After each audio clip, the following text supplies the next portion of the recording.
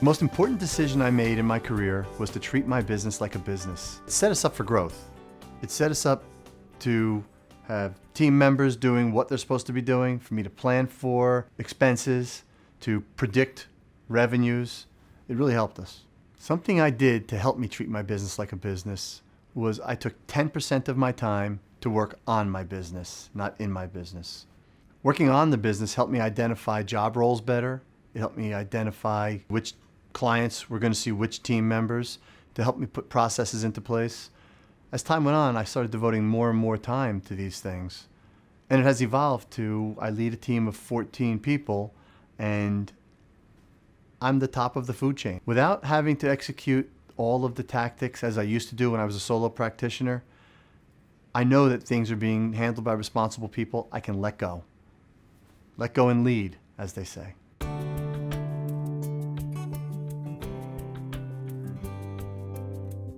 Initially, autonomy was difficult for some team members. They were used to coming to me for everything.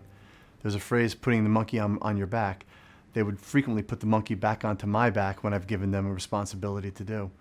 But we've worked with the team close enough through team retreats, which we do at least quarterly, where people are comfortable knowing they're in charge of their own role. They run the part of the business that they're in charge of.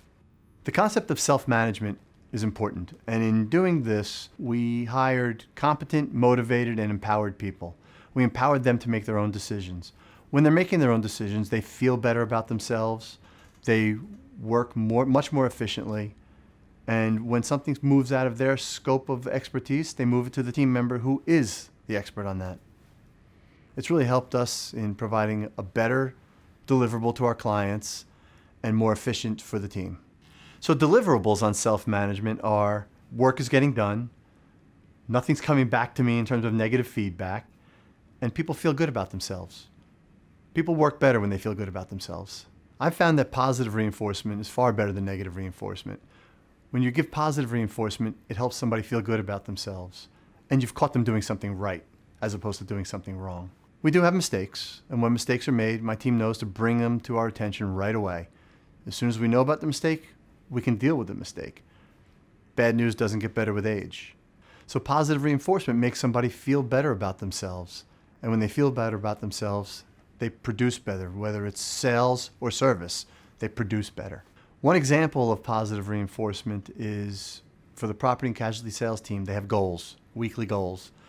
And if they hit that goal anytime during the week, they can leave at 1 o'clock in the afternoon on Wednesday and take a half a day off from work with pay. They love that. Another thing we do is we distribute a sheet to everybody on their first day, and it's entitled, "If I do a good job, I would like to have," and it lists cards they'd like to have for gift cards, restaurants they'd like to eat at, stores they like to shop at, all the things that are important to them, and we like to give them one of those things.